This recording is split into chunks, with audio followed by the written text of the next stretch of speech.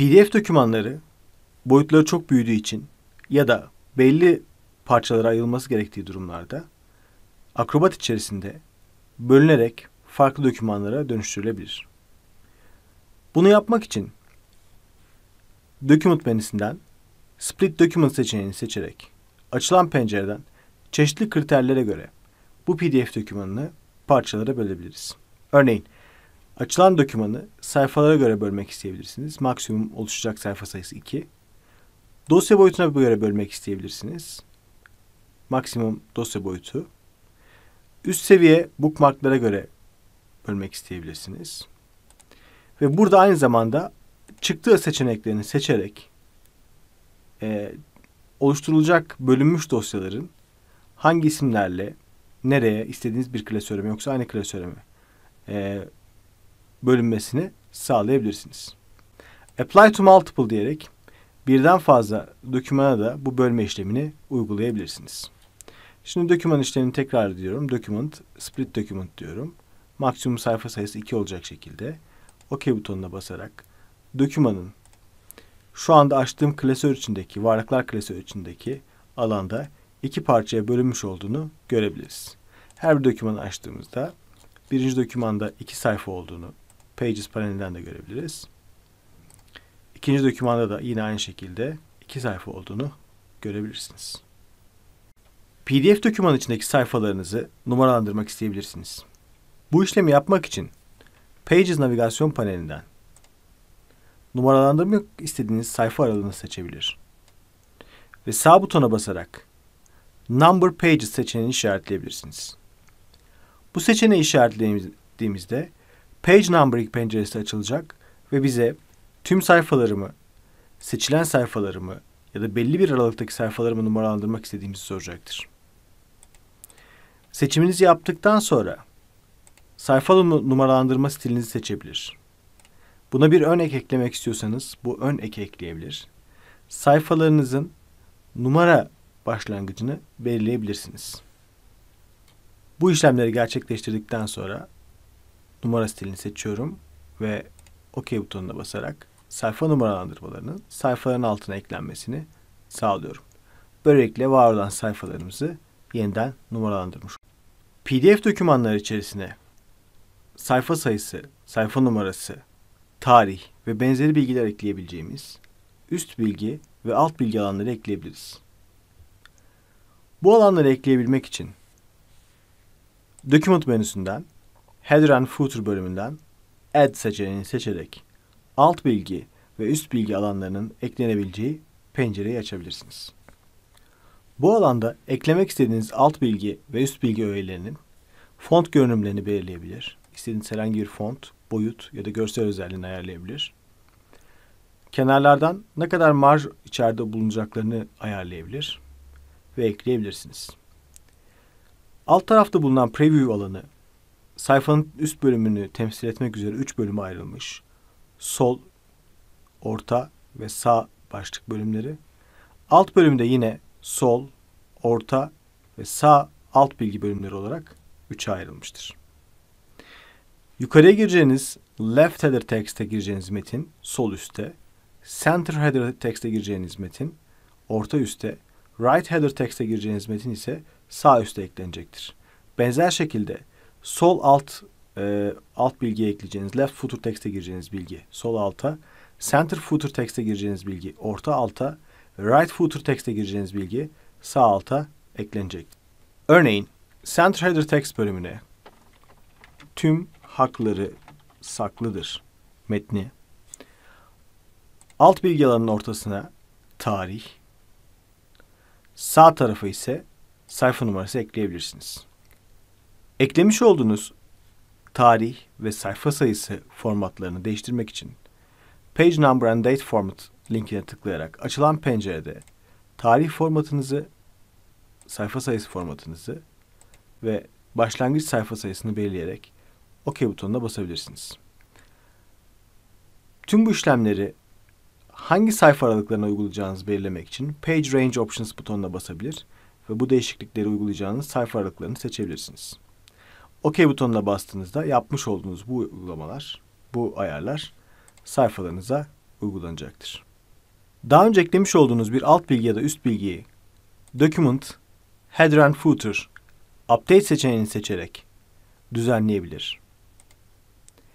İsterseniz bu Header and Footer'ı oluştururken bu ayarları bir ayar olarak kaydederek diğer dokümanlara da uygulanmasını sağlayabilirsiniz.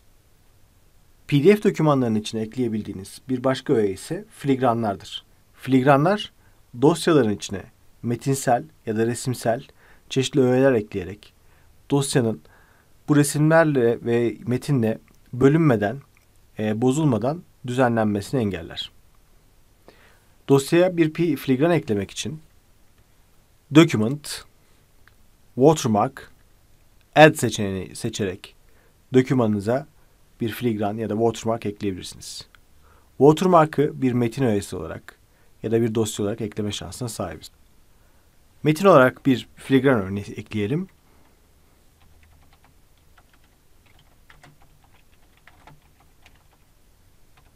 Evet, bir metin yazdık.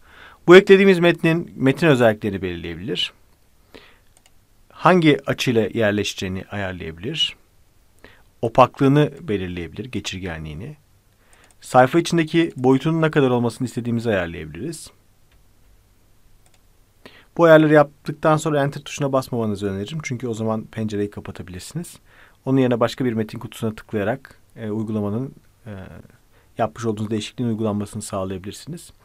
Bunun yanı sıra yapmış olduğunuz bu filigran ayarını Save Settings diyerek kaydedebilirsiniz. Filigranlar sayfanın üzerinde, tüm öğelerin üzerinde ya da sayfanın arkasında ve tüm öğelerin arkasında yer alabilirler. Bunun yanı sıra bu filigranı uygulayacağınız sayfa aralıklarında Page Range Options'tan belirleyebilirsiniz. Bunun yanı sıra Appearance Options, görünüm seçeneklerinden bu filigranın nasıl gözükeceğini ayarlayabilirsiniz. Örneğin yazdırırken görünsün ya da ekranda görünürken, yani PDF ekrandayken görünsün seçeneğini işaretleyebiliriz. Yazdırırken görünüğü işaretliyse sadece kullanıcılar PDF'i bilgisayar ekranlarında görüntülerken filigranı görmeyecek. Fakat yazdırma seçeneğine geçip yazdırdıkları anda yazıdan çıkan kağıtların üzerinde bu filigranın olduğunu göreceklerdir. Filigran eklemek için OK butonuna basabilirsiniz. Apply to Multiple diyerek birden fazla PDF dokümanınız varsa bu PDF dokümanlarına da bu filigranları uygulayabilirsiniz. OK butonuna bastığımız anda filigranın sayfamız içinde gözüktüğünü görebilirsiniz. Dokümanlarınıza watermark yani filigran ekleyebildiğimiz gibi aynı zamanda arka plan da ekleyebiliriz. Bir doküman arka plan eklemek için Document, Background, Add Replace seçeneğini seçip eklemek istediğiniz arka planı seçebilirsiniz. Ekleyeceğiniz arka plan düz bir renk olabilir ya da herhangi bir grafik dosyası olabilir. Bunun için File bölümünden Browse seçeneğini seçip varlıklar klasörü içindeki arka plan.jpg dosyasını seçiyorum. Bu eklemiş olduğumuz JPEG dosyası bizim sayfamıza uygun değil. Öncelikli olarak bunun dönüştürülme işlemini halledeceğiz. 90 derece döndürüyorum sayfamı ve sayfama uyması için boyutlandırıyorum. Evet. Tüm bu işlemlerle birlikte Appearance Options içerisinden siz bu arka planın yazdırılırken bastırılıp bastırılmayacağını ya da ekran görünümündeyken gösterilip gösterilmeyeceğini de ayarlayabilirsiniz. Yine Apply to Multiple diyerek birden fazla sayfaya uygulayabilir ya da Page Range Options'tan sayfa aralıklarını belirleyebilirsiniz. OK butonuna basıyorum. Acrobat arka planı dokümanlara ekliyor. Evet, gördüğünüz gibi arka planımız dokümanlara eklendi.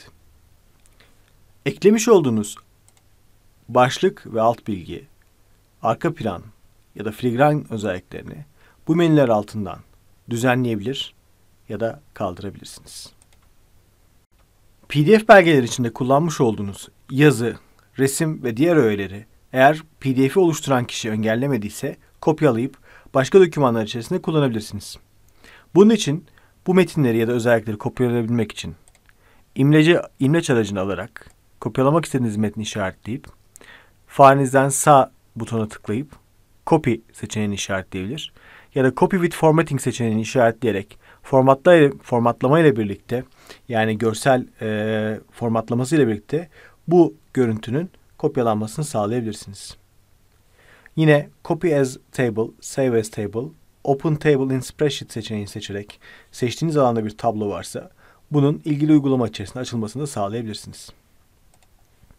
Herhangi bir resim öğesini seçmek için bu resim öğesinin üzerine bir kere tıklamanız, sağ tıklayarak Copy Image demeniz, bu resmin eğer engellenmediyse panoya kopyalanmasını, clipboard'a kopyalanmasını ve oradan da başka uygulamalar içinde kullanılmasını sağlayacaktır. Yine benzer şekilde Save Image As diyerek seçmiş olduğunuz resim dosyasını harici bir dosyaya kaydedip burada isterseniz harici bir resim dosyası olarak kullanabilirsiniz. Bu gösterdiğim yöntemler PDF dokümanının orijinal halinin elinizde olmadığı durumlar için oldukça kullanışlıdır. Ancak bu yöntemlerle herhangi bir PDF dokümanı içerisinden bir şeyleri kopyalayıp başka bir dokümana yapıştırmak vakit alıcı ve orijinal dokümanı düzenlemek kadar kolay olmayabilir. Benzer şekilde gelişmiş düzenleme araçları ile PDF dokümanı içerisinde metinleri ve diğer öğeleri düzenleme şansına sahibiz. Örneğin ekranda görmüş olduğunuz park oyuncakları ve spor aletleri bölümündeki bir yazım hatasını ya da bir kelimeyi değiştirmek için PDF dokümanı üzerinde çalışma yapabilirsiniz. Bunu yapmak için PDF dokümanının gelişmiş düzenleme araçları kutusunu açmamız gerekiyor. Bu araç kutusu yukarıdaki araç çubuklarından herhangi birine sağ tıklayarak Advanced Editing seçeneğini işaretleyerek açılabilir. Bu araç kutusu içinde çeşitli araçlar var. Bunlar nesneleri seçmek için kullandığımız araçlar ve metinlerle ilgili araçlar olarak karşımıza çıkmaktadır. Ben Text Touch-Up Tool alacağım. Yani metinlere düzenleme ve dokunma için kullandığımız araç. Ve V yazısını silip bunun yerine başka bir harf koyacağım. Eğer şu an düzeltmiş olduğunuz karakter bilgisayarınızda yüklü değilse o zaman Acrobat size bir hata mesajı verebilir. Ve bu karakterin bilgisayarınızda yüklü olmadığını, bunun yerine onun yer tutucusu olan başka bir karakterin kullanacağı bilgisini size bilgi olarak verebilir. Bunun yanı sıra diğer görsel öğelere nesnelere dokunma aracı olan Object Touch-Up Tool'la müdahale edebilirsiniz. Bu aracı aldıktan sonra düzenlemek istediğiniz öğeyi işaretleyip yerini, boyutunu değiştirebilirsiniz. Bu yine %100 bir düzenleme aracı olarak kullanılacak bir öğe değildir, bir araç değildir. Tek amacı PDF dokümanındaki yapmış olduğunuz hataları ya da küçük düzeltmeleri, son dakika düzeltmelerini kolaylıkla yapabilmektir. PDF dokümanı içerisinden bu resim öğesi üzerinde sağ düğmeye tıklayıp Edit Image butonuna basarak bu resmin harici bir resim editör uygulamasında düzenlenmesini sağlayabilirim. Şu anda benim bilgisayarımdaki Acrobat içerisinde varsayılan uygulamam Photoshop. Bu nedenle Photoshop açıldı. Gelen bu sayfa üzerinde küçük bir çizim yapacağım. Ve File'dan Save seçeneğini işaretleyerek dokümanı kaydedeceğim. Resmin orijinalinden farklı olarak gelmesi, sola dönük olarak, yatık olarak gelmesinin sebebi resmin aslında orijinal halinin bu halinin olması. Fakat bizim bunu PDF oluştururken oluşturduğumuz uygulama içerisinde dik hale getirdiğimiz manasına geliyor.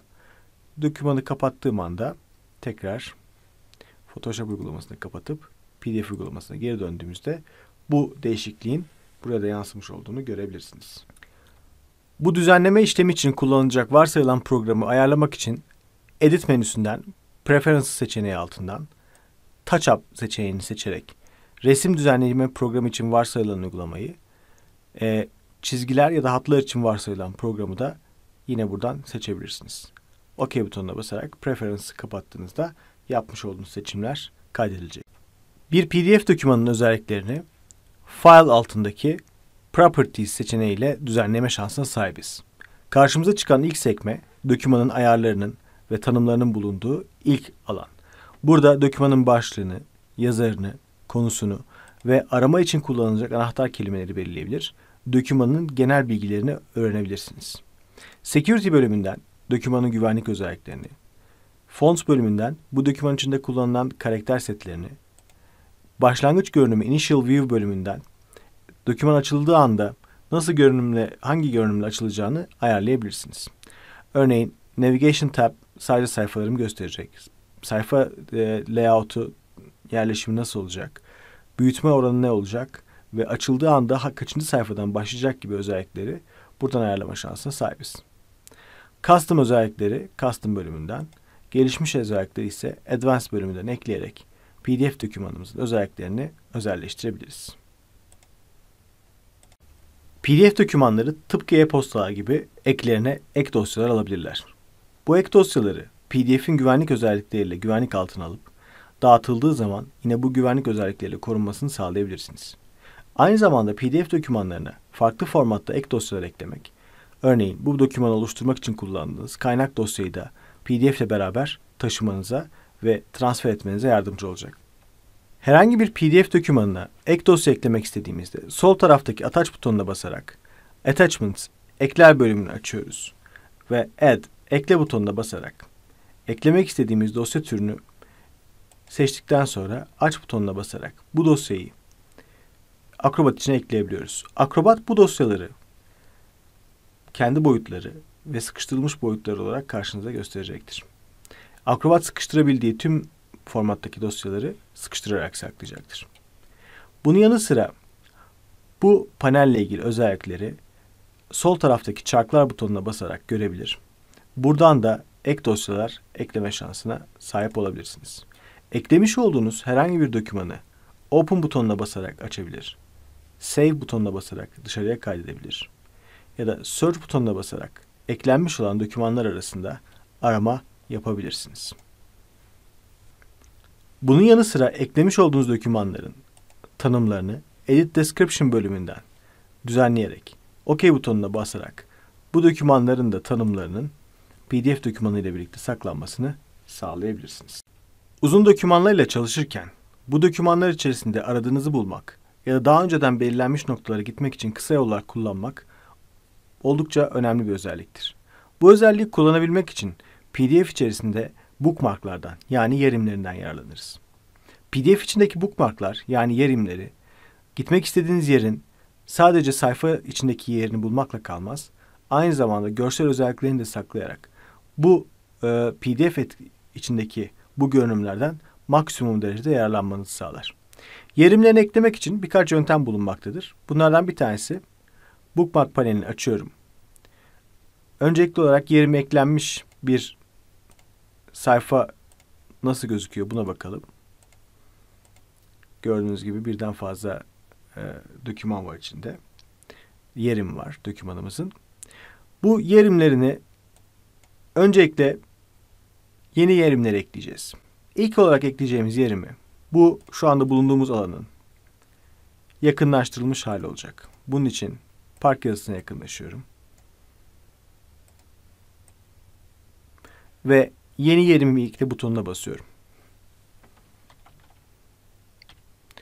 Bu yapmış olduğumuz yöntemle park yazısının bulunduğu görünüm, yakınlaştırma oranı ile birlikte sayfa içindeki yeri bir yerimi yani bookmark olarak sayfamıza eklendi, dokümanımıza eklendi. Bunun yanı sıra dokümanı sayfa genişliğinde küçültüyorum. Herhangi bir metni işaretleyerek de biz yerimi olarak tanımlayabiliriz. Bunu yapmak için yapmanız gereken şey metni işaretledikten sonra sol taraftaki Bookmarks bölümünden New Bookmark butonuna basarak yeni bir yeriminin oluşmasını sağlamaktır. Bu durumda yerimi kopyalamış olduğunuz metinle eşleşecek şekilde oluşturulacaktır. İkinci bir yerimi ekleyelim. Üçüncü bir yerimi pardon. Şu alana yaklaşıyorum. Ve metin seçiciden yazıyı işaretledikten sonra yine bir yerimi ekleyerek bunun gözükmesini sağlıyorum. Şimdi sayfa içerisinde herhangi bir yere geri dönelim. Ve eklediğimiz ilk yerimine tıklayalım. Bakın sadece sayfa içindeki yeri değil aynı zamanda görünümünü de sakladı. Bunun yanı sıra diğer nesnelere tıkladığımız zaman da bu alanlara giderken boyut ve yer özelliklerinin saklandığını görebilirsiniz. Herhangi bir yeriminin düzenlenmesi için örneğin bu yazının ben biraz daha küçük gözükmesini istiyorum ve belki altındaki yazıyla birlikte gözükmesini istiyorum.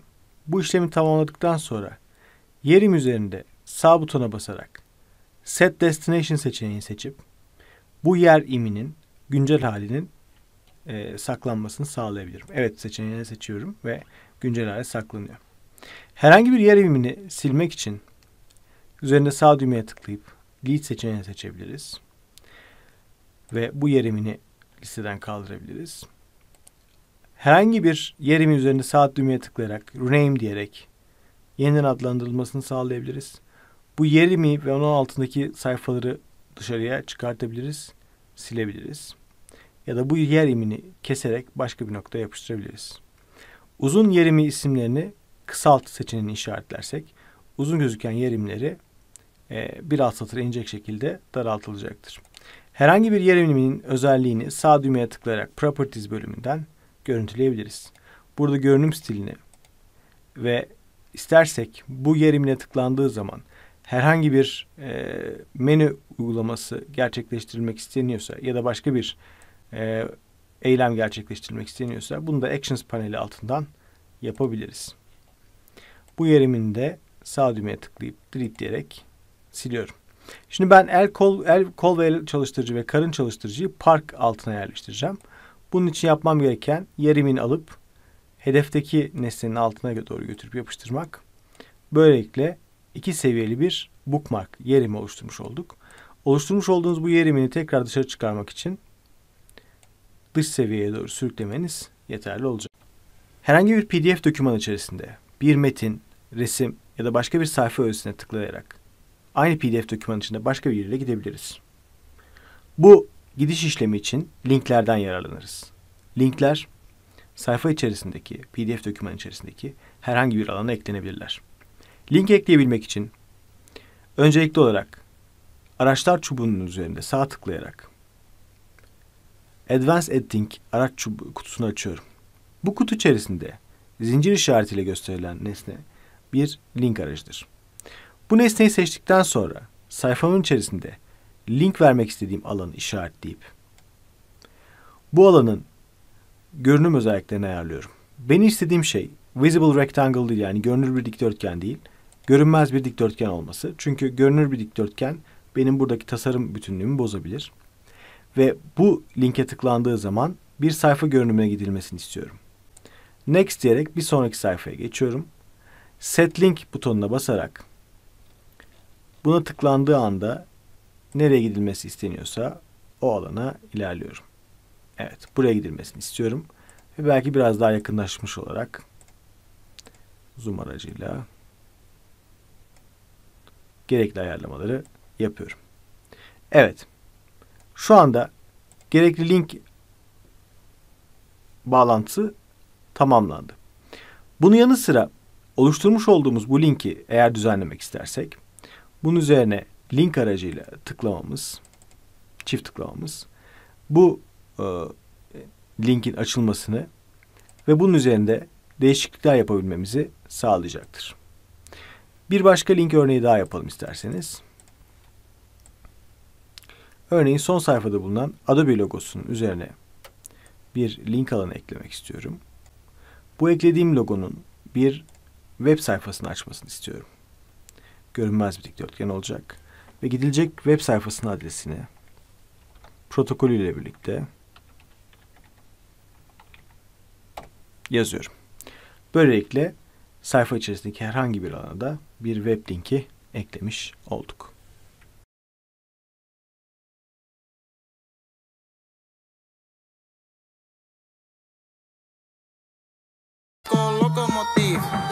Locomotive. Chu chu chu chu.